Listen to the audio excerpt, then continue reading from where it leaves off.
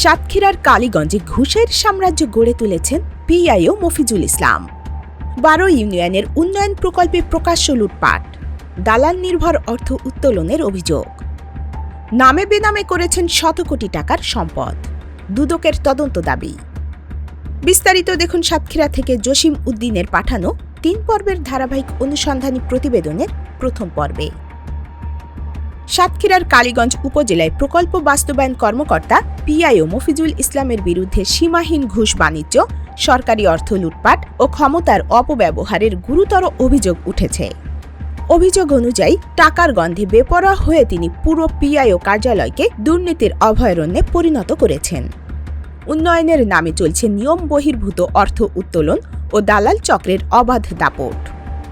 স্থানীয় জনপ্রতিনিধি ও সূত্র জানায়, কালীগঞ্জ উপজেলার ১২টি ইউনিয়নের বিভিন্ন উন্নয়ন প্রকল্পে অর্থ উত্তোলনের ক্ষেত্রে সরকারি বিধি কার্যত অকার্যকর হয়ে পড়েছে।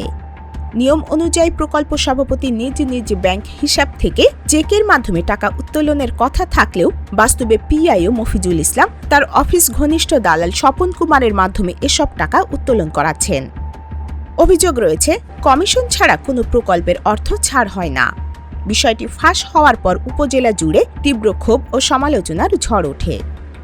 স্থানীয়রা জানিয়েছেন, ক্ষমতাচ্যুত সরকারের সময়ে রাজনৈতিক প্রভাব খাটিয়ে মফিজুল ইসলাম দুর্নীতির মাত্রা ছাড়িয়ে যান।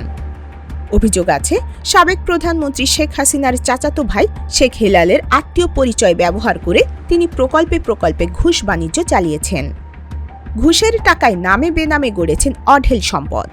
শত শত কোটি টাকার অবৈধ সম্পদের মালিক হওয়ার অভিযোগও উঠেছে তার বিরুদ্ধে। অভিযোগের বিষয়ে জানতে মফিজুল ইসলামের ব্যবহৃত মোবাইলে ফোনে যোগাযোগ করা হলে তিনি সাংবাদিককে অফিসে আসেন বলে এড়িয়ে যান।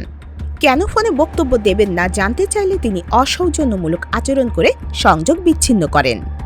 এই আচরণ আরও সন্দেহ ও প্রশ্নের জন্ম দিয়েছে বলে মনে করছেন স্থানীয়রা। উপজেলাবাসীর দাবি, একজন প্রকল্প বাস্তবায়ন কর্মকর্তার এত ক্ষমতা আসে কোথা থেকে?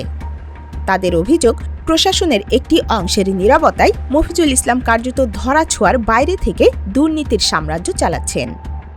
দালাল চক্রের দাপটে প্রকৃত উন্নয়ন বাধাগ্রস্ত হচ্ছে এবং সরকারি অর্থ লুটের শিকার হচ্ছে। স্থানীয় জনপ্রতিনিধি, সচেতন নাগরিক ও সুশীল সমাজের দাবি, পিআইও মফিজুল ইসলামের বিরুদ্ধে অবিলম্বে নিরপেক্ষ ও উচ্চ পর্যায়ের তদন্ত শুরু করতে হবে। একই সঙ্গে ঘুষ বাণিজ্যের মাধ্যমে অর্জিত সকল অবৈধ সম্পদ বাজেয়াপ্ত করে দৃষ্টান্তমূলক শাস্তি নিশ্চিত করার আহ্বান জানানো হয়েছে। এ বিষয়ে দুর্নীতি দমন কমিশনের জরুরি হস্তক্ষেপ চান তারা। দর্শক, পরবর্তী পর্বে থাকছে আরও বিস্তারিত। জানতে চোখ রাখুন অগ্রযাত্রা প্রতিদিনে। অগ্রযাত্রা প্রতিদিন নির্ভীক